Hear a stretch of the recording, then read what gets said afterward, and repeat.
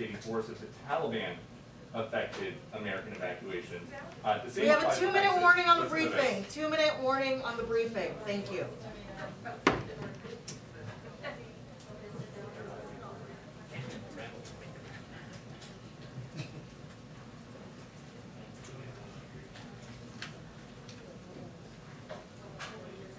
And you might have just heard we have a 2-minute warning to the press briefing, but I will add, I had a chance to ask the President if he still squarely stands by his decision to pull out. Say he does. Brett?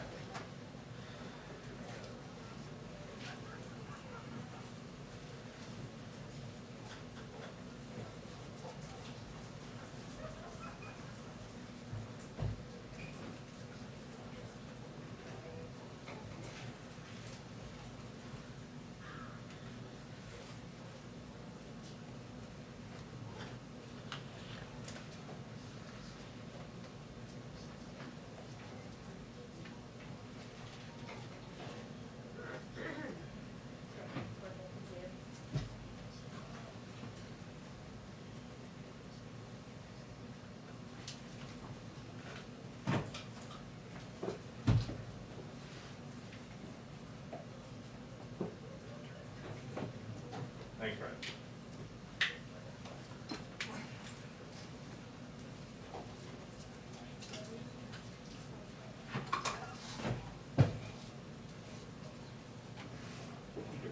Yes.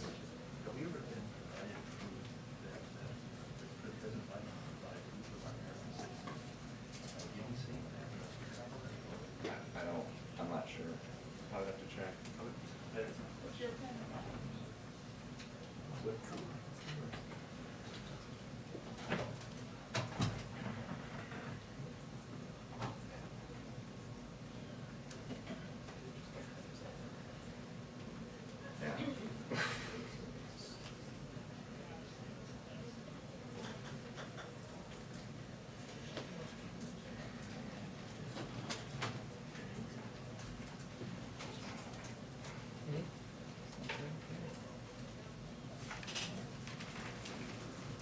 Good evening, everyone.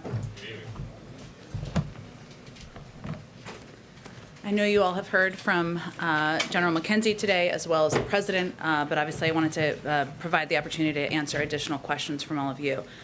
Just one thing to note at the top, as a mark for respect, starting today, the United States flag will be flown at half-staff at the White House and upon all public buildings and grounds, at all military posts and naval stations, and on all naval vessels of the federal government in the District of Columbia and throughout the United States and its territories, and possessions until sunset on August 30th, 2021, in honor of the victims of the senseless acts of violence in Kabul, Afghanistan. With that, Amr.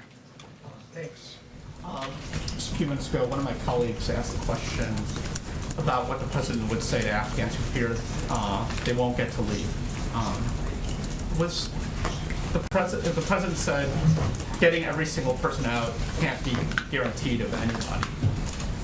Was he lowering expectations for smaller but still significant population that's trying to get out, that's still there?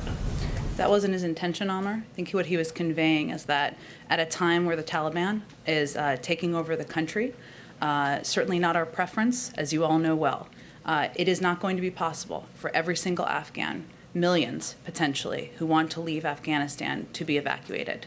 At the same time, I think you also heard the President make clear that there is not an end to our commitment to getting American citizens out, who are not ready to leave, and to getting partners out and those who have served alongside the United States over the last 20 years. And just real quick on the Taliban, they are in charge of the perimeter. For the suicide bomber to get in, they would presumably have to get beyond a Taliban guard. So why isn't the Taliban in part responsible for what happened today? Well, I think General McKenzie addressed this earlier this afternoon, and he made clear, and I understand your question is slightly different from that, but I think it's worth repeating and important to repeat, that we don't have any information at this point in time, and that has not changed over the last couple of hours to suggest that the Taliban had knowledge of or was engaged in or involved in this attack.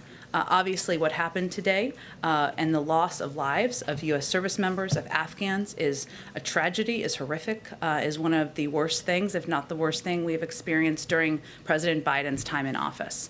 But again, we don't have any additional assessment at this point in time.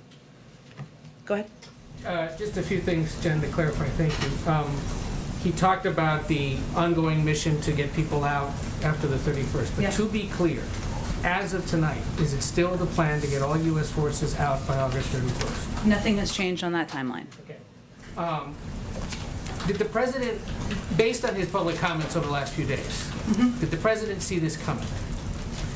Well, I think what you have seen the president say, and many members of our military and our national security team say, is that we have been closely watching and assessing the threat of ISIS-K, and that we have had increasing concern about that threat growing over the last couple of days. So this has been a concern that we have been watching, and we saw, of course, the tragic events happen today. And what does today's attack say about the U.S.'s ability to keep the terrorist threat in check once the U.S. pulls off military forces out of Afghanistan? Because this is something he talked about in early Yes. July when he reiterated what the plan was. You're right, and I appreciate that question. I think it's important for people to know and understand that the threat that is posed by having thousands of U.S. military on the ground, still currently on the ground, implementing a mission, committed to a mission, as you heard General McKenzie and the President also say, that is a threat. They are a target. People gathering around the airport, that is a threat, that is a target. But ISIS's ability to target individuals who are on the ground in Afghanistan is very different from ISIS's ability to attack the United States and attack the homeland. And we will maintain and continue over the horizon capacity with presence and partnership with countries in the region to ensure that they don't develop that ability. Do you know yet if he would go to Dover to greet the caskets of those that were killed? I'm certain the president will do everything he can to honor the sacrifice and the service of the lives who were lost today. I will note you didn't ask this question, but some others have asked it, and he didn't have the opportunity to ask it. So let me provide or answer it to provide you an update on. I know some have asked about whether he's called the family members, and for those of you who have covered this, you know the process. But for those of you who have not, or people who are watching at home, the process would first go through the Pentagon. There is a next of kin notification process. I know General McKenzie spoke to this earlier today.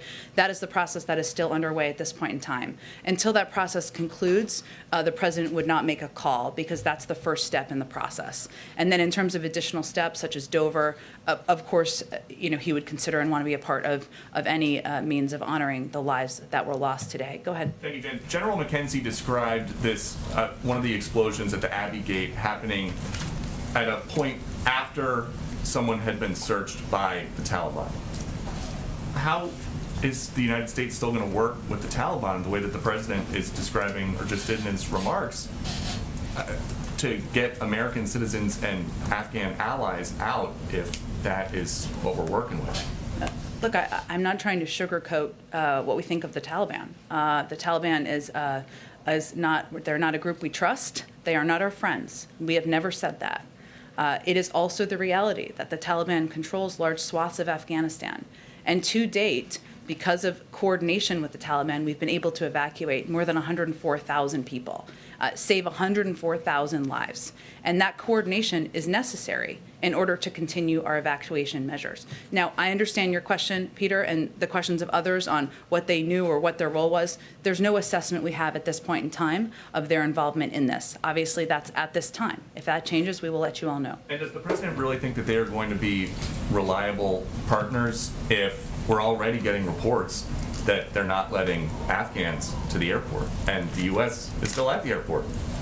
Well, I think you mean after the 31st or moving over the next couple of days? Well, we've heard that it's already happening. So does he think that's going to get Well, better? I'd note also that, as the president just said, more than 7,000 people have been evacuated over the course of the last 12 hours. That is while there was an active attacks that were happening. Those are individuals who were let through gates, who were let onto planes, and got us well over 100,000 people who have been evacuated. Again, this is not about trust.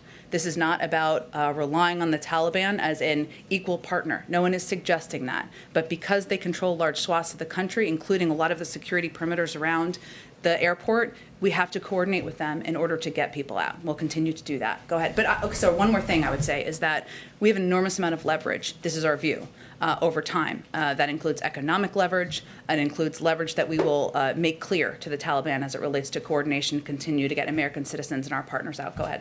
Jen, there have been reports of explosions happening throughout the afternoon in Kabul, or evening now, obviously, and some reporting to indicate that this is the beginning of a process of the U.S. military beginning to destroy equipment on the ground. Can you confirm that that's what's taking place? I would refer you to the U.S. military on specific steps of their retrograde process, which, as we know, would have to take place in advance of a departure. And then in terms of what we've heard from the Pentagon and then the President just articulated, which is his confidence that they have enough troops on the ground at this point to continue to facilitate the mission. I guess the question is, how can that be the case given what we saw today, the tragic loss of life? Doesn't that call for additional troop levels potentially needed, reinforcements needed on the ground? And additionally, what is the concern for the ongoing threat that ISIS-K continues to pose to these efforts? There is an ongoing threat. And every day that our troops are on the ground, they are at risk. And that's a reality. And as you saw the Pentagon brief out earlier today, these were attacks that we had obviously had intelligence in terms of over the last several days of our rising concerns. But I will tell you that as it relates to your first question, Mike, I've been sitting in these meetings as well, and every single meeting the President asked the Pentagon, nearly every meeting before they conclude, is there anything else you need to conclude your mission? Do you need equipment? Do you need troops? Do you need resources? He's asked them that again today as it relates to completing their mission over the next coming days and going after the individuals, the terrorists who killed service members today as well. Go ahead. Thank you, Jen. You just noted you were in some of these meetings today. Was there ever a point where the President was reconsidering this deadline of having all U.S. forces out by August 31st? No, and here's why. The President relies on the advice of his military commanders, and they continue to believe that it is essential to get out by the 31st. That is their advice. And there are several reasons for that. One is the ongoing threats. And the second is that we want to be able to have the ability to get individuals out who have been partners of ours after the 31st. And they believe the best way to do that is to stay on that timeline at this point in time. And does the White House still anticipate that those flights of mass evacuations will end before the actual 31st? I'm not going to get into an operational timeline of when the last evacuation flight will be, and I don't expect the Department of Defense will do that either. We will let you know, as we have twice a day, as we have updated numbers. One more question. Is there an alternative plan being discussed for how to get these people who are seeking to leave to the airport, given it is potentially perilous to go and wait outside the gates right now to get in? There are a range of operations and operational approaches that our commanders and military on the ground have been utilizing over the course of several days, if not more. I'm not going to outline those from here, but that is why they're in touch with American citizens, why they're in touch with partners we're working to evacuate, to get them safely to the airport and evacuated at the appropriate time. Go ahead. Is it your opinion that the President has the authority he needs from Congress or wherever else to continue operations beyond August 31st? He kind of talked about pursuing ISIS-K wherever, whenever he needs to.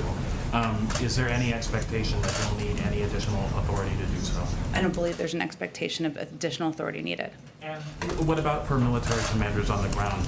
Will they need to come back in order to conduct counter-terrorism operations, in order to do anything of the sort? Well, again, as the President just said in his remarks a little while ago, he's asked them to draw up plans. The President I don't think he could have been more clear about the fact that he believes we will not forgive, we will not forget, and we will hunt down these terrorists and kill them wherever they are. He's asked them to draw up plans. Whatever they need for those plans, he is committed to delivering on, but I don't have anything to outline for you today on that. And is it possible to do that with no military troops, no military bases in the surrounding countries around Afghanistan? Again, I would note for you, Trevor, as you know, you've covered these issues quite closely. We have a range of counterterrorism capacities in a number of countries around the world where we don't have military bases. Obviously, I'm not going to outline what their approach would be from the military. I will leave that to them to take and leave it to them to outline anything on their timeline. Go ahead. And you mentioned about the increasing concerns about this terror threat. The president just 2 days ago said each day of operations brings added risk to our troops. Today we saw the deadly consequences of that. If the risk grows tomorrow and keeps growing the next day and beyond that, how should Americans feel about this operation continuing right now for the coming days? Well, I would say first, you heard General McKenzie convey clearly that we had every intention, they had every intention of continuing this evacuation mission over the coming days, and that they plan for incidents of these kind, I mean, to the degree that they can. They have every intention to continue. The president has regular consultations every day, multiple times a day on days like this, about how they see the circumstance on the ground. But that is our expectation at this point in time, that it will absolutely continue over the coming days. And can you give us some details about how the president spent his day? He was Sure. scheduled to get briefed in the 9 o'clock hour by his national security team, and that's when the first reports were coming in of this. Walk us through what he did over those coming hours, just some color behind the scenes today. Sure. For people who are watching, color means additional details of what he was up to. I will say, Karen, that the initial reports of the attacks came in as members of his national security team were gathering in the Situation Room for a regular meeting with the president. So they were just gathering and sitting down. So those and gathering in the room, those initial reports came in at that time. As the president arrived in the Situation Room, one of the first updates he received, of course, was about the attacks on the ground in Kabul. This was a developing situation, as it has been through the course of the day, and through the course of his briefing with his national security team this morning. His commanders on the ground also and in the region gave regular updates as they learned more information. Once he left the Situation Room, those updates proceeded through the course of the day. He's been in constant contact with his national security advisor, his Secretary of State, Secretary of Defense, and military commanders, both here and in the region throughout the course of the day, receiving updates on what's happening on the ground. Was there ever a second meeting of that entire national security team with the president in the sit room again? No, this was just regular ongoing contact with members of his national security team through the course of the day. Just to clarify, since you said you were with him, how was he? How was his mood? How was he in dealing with with the incoming information? How was he in asking the questions of military commanders and such? Well, I would say that anyone who's watched the president up close, which is most of you, knows that the putting the lives of servicemen and women at risk and those decisions that you have to make as commander-in-chief weigh heavily on him. And as I noted a few minutes ago, any day where you lose service members is maybe the worst day of your presidency. And hopefully there's not more. But we are certainly early in the presidency at this point in time. So I would say, he was somber. And as he said today, outraged at these terrorists taking the lives of service members. And he wanted to make clear to the public, he wanted to have all the information that he could before he spoke to the American people, so he could convey exactly what we knew at the point in time where he addressed the public.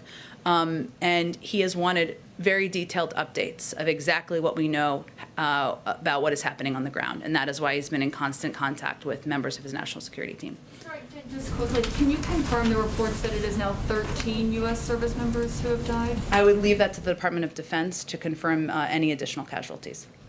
Go ahead. Thanks, Jen. You talked about the ongoing threats earlier. We heard from General McKenzie talking about, this, quote, extremely active threat streams. But how would you sum up right now the level of confidence that the administration has that there won't be another attack like this before the completion of this evacuation mission? I can't give you that assessment. As I think our national security team has said, members of our national security team, these are ongoing threats. We are watching them closely, but I can't give you that assessment from here. Go ahead. Can you speak a little bit to what the impact on flights has been? You've been touting U.S. and coalition flights, but this attack has slowed some of those flights from coalition partners. Other countries are now out. Does this restrict bandwidth that you thought you would have for the next 5 days to get people out? Are fewer Americans and Afghan allies, SIVs, et cetera, going to get out because of this attack? It's a good question, Josh, and one of the reasons we put out the numbers twice a day is because we want you all to have an understanding of how many people were able to get out. I would note that more than 7,000 people were evacuated over the last 12 hours. Those include members from coalition partners, and we're working now, and this is one of the pieces the president's been focused on, is getting as many people out and onto these planes as possible, even as we're working to address these security threats on the ground. But I don't want to give you a prediction because our U.S. military is incredible, and they are working even while they are facing these security threats to continue the evacuation mission. What do you believe to be the case at the airport now, I suppose, not particularly at this hour, given the time would be there? Can Americans go? Should Americans go? Are Afghan SIVs getting through Taliban checkpoints and to the airport? Are you still discouraging them from doing that? What is the situation on the ground in that perimeter? Again, Josh, I would say that we are giving very specific direction to individuals, American citizens and others, on when they should come to the airport, where they should meet, how they should come to the airport. We're obviously not going to outline or detail those from here or in any public manner, but that is certainly the direction we would be giving to people, to pay attention to the security alerts and to pay attention to notifications and contacts they're receiving from us or coalition partners. I'm sorry, just to clarify, there were warnings that led up to this attack. Other countries have been warning, the administration has been warning this is a dangerous situation, etc. Can you speak to whether there were specific indications that this was being planned, and if so, do you have specific indications that other ones are being planned now? I'm not going to get into specific intelligence, but I will tell you and confirm for you that the threat is ongoing, and we are continuing to watch and assess the threat. Go ahead. Thanks, Jen. President Biden has spoken a lot about the need to end the forever wars. How do you end the forever wars in Afghanistan if you are still, or if the United States is still continuing to attack ISIS-K? Well, first I would say this is a specific case today where 12 individual service members and 15 who were wounded today. And certainly I would expect any president of the United States would be clear that he will avenge those deaths and the acts of terrorists. And I don't think that came as a surprise to anyone. But the president stands by, as he outlined to all of you just in the last hour, his commitment to bringing an end to this war, as he has implemented over the course of the last month. And what we're talking about here is avenging these deaths from terrorists. We're not talking about sending tens of thousands of troops back for an endless war that we've been fighting for 20 years. If I may ask a bit of a related question to Josh. When the Obama administration was bringing in Syrian refugees, there was a lot of pushback from various states and locales about refugees coming into their communities.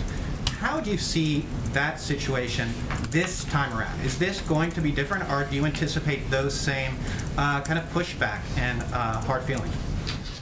We will see. But I will tell you that what we have been working to do is to work closely with governors, with localities, with local leaders, to give them detailed briefings on what our vetting process looks like, what the background check process looks like before any individual comes into the United States. And that is a background check process that's thorough before they are allowed to come in and step on U.S. soil. We also know that there are some people in this country, even some in Congress, who may not want to have people from another country come as refugees to the United States. That's a reality.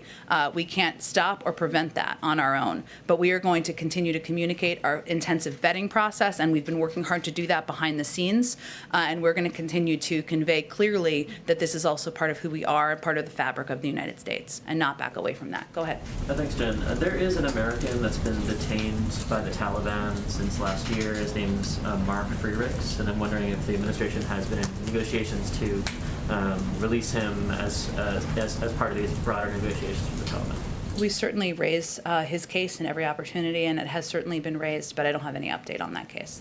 And then you've said that there's a threat for these remaining days that U.S. troops are in Kabul. Are there any additional precautions that are being taken to protect these troops? Obviously, you're not going to send in additional troops, but are there any sort of other precautions that are being taken? I don't think I'm going to get into operational details of what is happening on the ground. Certainly, there are steps taken to protect our troops on the ground by the commanders who are leading the efforts on the ground. Go ahead in the middle. Oh, go ahead. Thank you, Jen. Just last week, the president said the following. We made clear to the Taliban that any attack on our forces or disruption of operations at the airport will be met with swift and forceful response. Was this an attack? Were our forces targeted? Was this at the airport? Were our operations disrupted? And if indeed it was, would this qualify as a swift and forceful response? I think the president just addressed exactly that when he said, "We will not forgive, we will not forget, and we will hunt you down." When he spoke just an hour ago. Bombers, people who live so that they can kill themselves. He was referring to the attack of terrorists from ISIS-K who launched this attack and killed U.S. service members. I don't think he. Going after them regardless of whether they attack service members. I don't think he could have been more clear. Go ahead. Yes, Jen.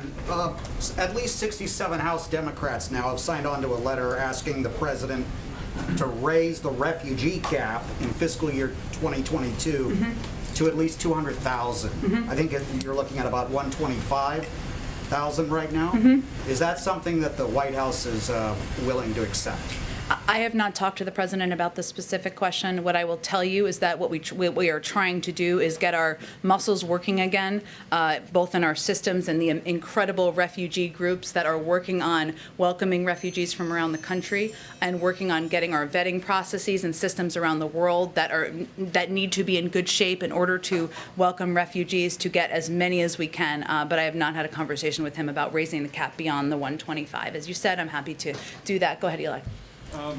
Given that Kabul has been the only departure point in the country, I wonder if the administration knows how many of the American citizens left, the green card holders, SIVs, that are in the country still are outside of Kabul, and if there have been or may be in the future efforts to go out and rescue people from those more far-flung places.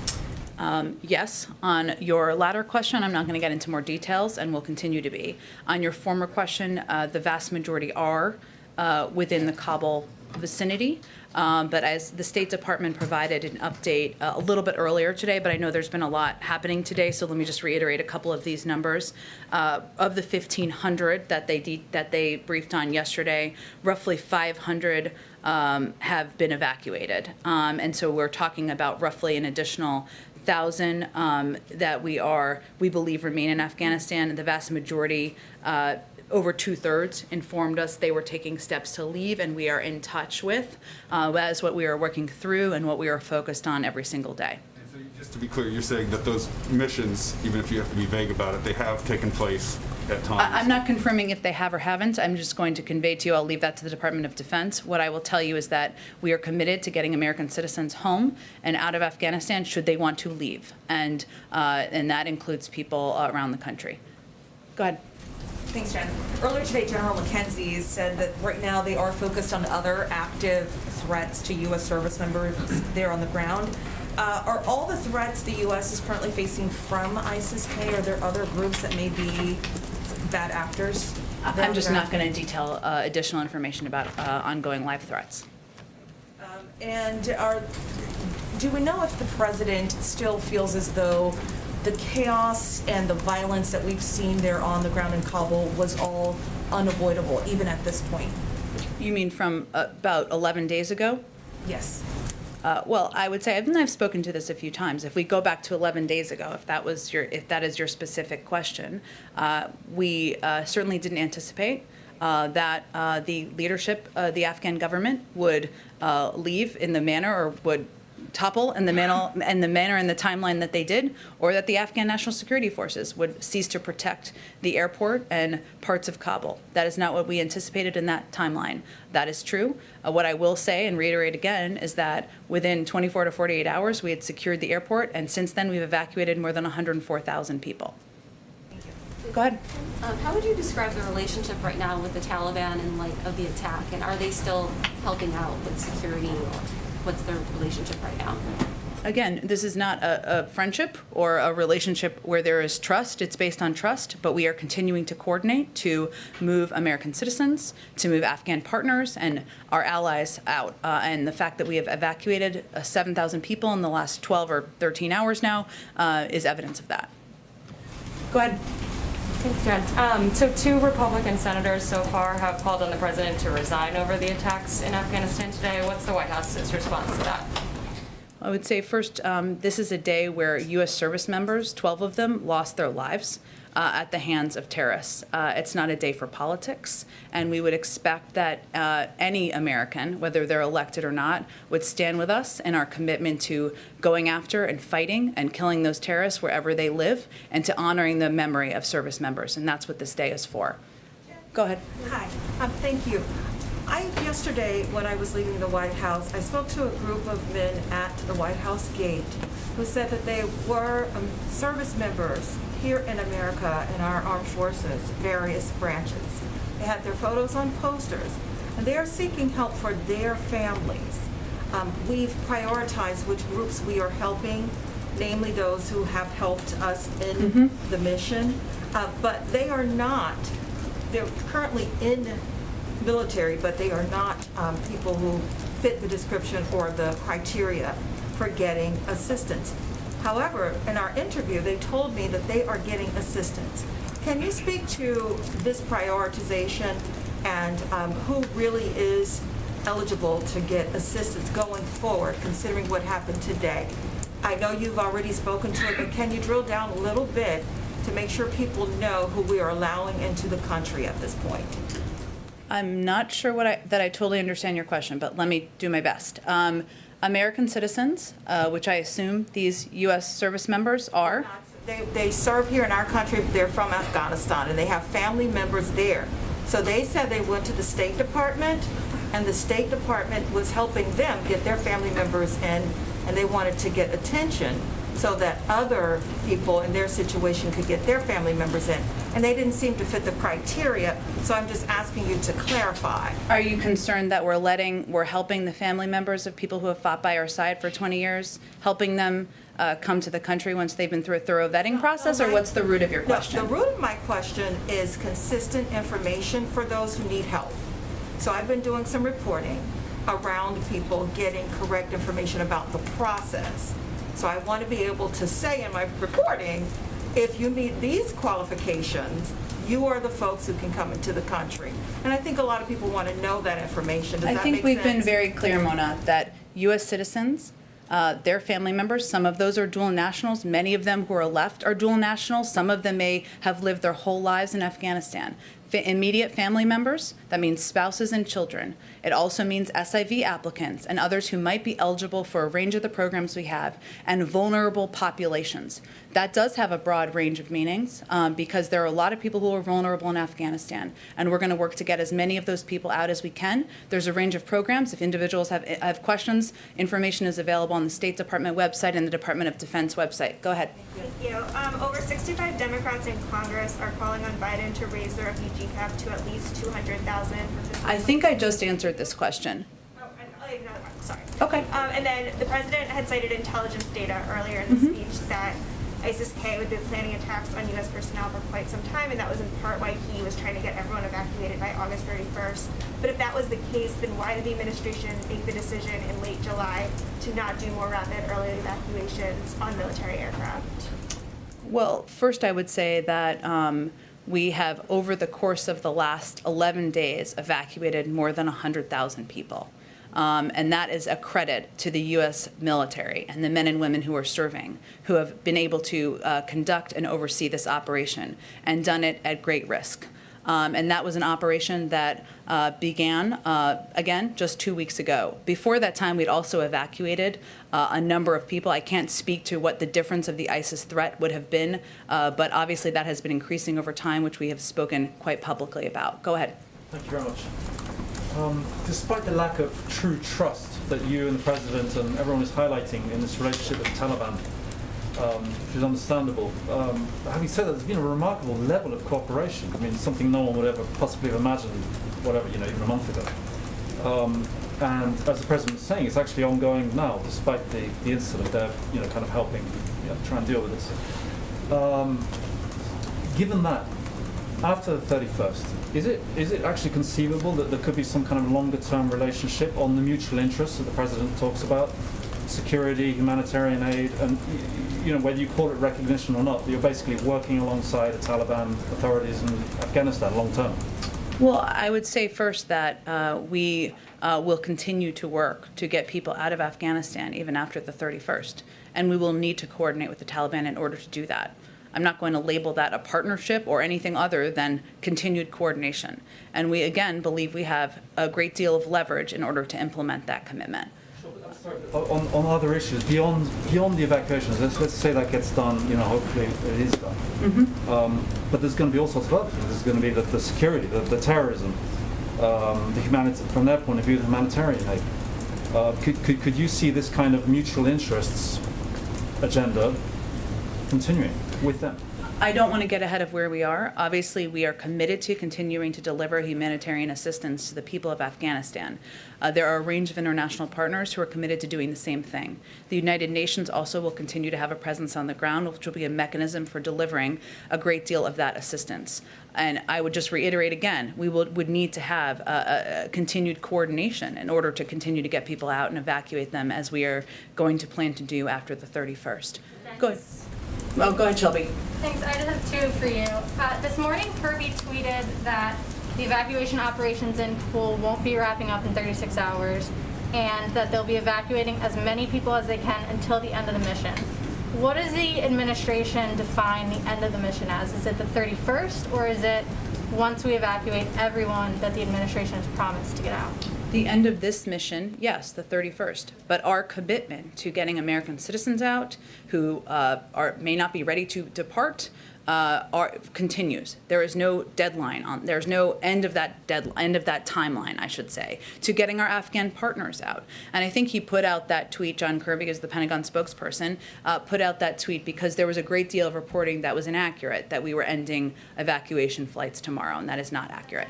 And then just one more. The president promised earlier that they'll continue to get any American who wishes to get out of Afghanistan out even after the 31st. How is the administration going to ensure the safe evacuation for U.S. citizens without troop presence when, even with troop presence, we just saw this attack happen? Well, again, over the last 11 days, we've evacuated 104,000 people, including the vast majority of Americans who were in Afghanistan. But our commitment does not end, right? We are continuing to work to get every American citizen who wants to leave out before the 31st. We will need to continue to coordinate with the Taliban in order to get people to the airport and out from the airport. Those operational details and discussions are ongoing, and as we have more to report to all of you, we will provide that information. Go ahead. Thank you, Jen. Moments ago, you said that the commitment doesn't end at the end of the month, and that despite August 31st, the commitment remains. During his remarks moments ago, the president said that we were going to try and get, quote, as many people out as we can. Is he trying to prepare the American public for a sort of harsh reality that some Americans might still be left on the ground there when we leave? There are some Americans who may not have decided to leave by the 31st. That is possible. Many of these Americans who remain are dual citizens. They may have extended family members, 20 family members, 30 family members, others who they want to bring with them, and they're not ready to make that decision yet. Our commitment to them does not end. We will continue to work to get them out. But his objective and focus and laser focus, which he asks for many updates a day on, is getting every American who wants to leave out now in the next few days. That is what our U.S. military is working to deliver on. Jen, go ahead. A quick follow-up to that. What are those Americans supposed to do on September 1st? We have been reaching out, in touch with every single American who has reached out to us and we have contact for via phone, email, text, WhatsApp. That will continue. That will continue. But our focus right now is on getting every single American who wants to leave out in advance of the 31st. Jen. Go ahead. Jen. Jen, given that you had intelligence about the attack, even as I understand it, down to the very gate, but weren't able to stop it, what hope do you have of thwarting further attacks that the President told us just now, and I quote, were inevitable?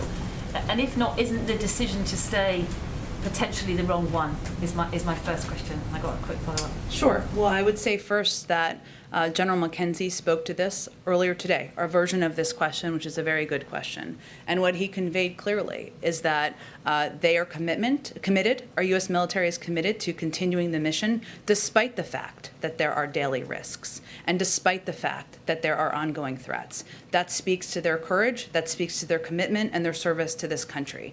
Obviously, anything they need, anything that the national security team needs, our military commanders on the ground need to thwart, to prevent these attacks, to go after terrorists, they will be granted. But I'm not going to get into more details than that. And just secondly, you mentioned earlier, I think in an answer to Caitlin, that there were other operations or methods of getting Americans to the airport, particularly given what's happened today. What will you do for the thousands or tens of thousands of Afghans with and without visa papers who were finding it impossible to get to the airport prior to the attacks today and who will now be presumably even more full of fear and confusion as to how they can possibly get out? What do you say to them? We are also in touch with many, many of them, and we are giving them clear instructions on where to meet, when to come to the airport, how they can get out and evacuated from the country. We are also mindful in providing security threats when warranted, as we did last night, to prevent a large gathering that would be a greater attraction to terrorist threats. But we are, for individuals who are eligible for our programs, whether they are SAV programs, P1, P2 programs, other vulnerable Afghans, we are continuing to work to get as many out as we can, and we will continue to work with our partners and allies to continue to get them out. Yeah. Go ahead. Can I follow up on that? It seems like right now Americans and Afghan allies still in Afghanistan are facing two choices. Either they stay where they are and risk being hunted down by the Taliban, or they try to get to the airport and risk being blown up by ISIS. How does this evacuation mission continue without evacuees risking their lives? We are in direct contact with every American citizen we have contact information for. Email, phone, text, WhatsApp, and we are working with each of them and their families on an individual basis on how to get them evacuated to the airport and evacuated. That's the process. I'm not going to get into more details about how that works because it's not in their interests. It's not in the security interests of our troops or the individuals we're trying to work to get evacuated. Go ahead all the way in the back, pink shirt, yeah. Has Joe Biden spoken with any foreign leader after the attacks in Kabul? Today, I will have to check on that for you. That's a great question. I'm not sure he has today, but I will check on that for you. And as you all know, he's going to be meeting with the Prime Minister of Israel tomorrow. Okay, thank you, everyone. Does the President report having Secretary Austin focus on a stand down to address extremism in the military, or Mark Milley saying that the greatest threat to democracy in our country was people who believe in election fraud? Given this, I mean,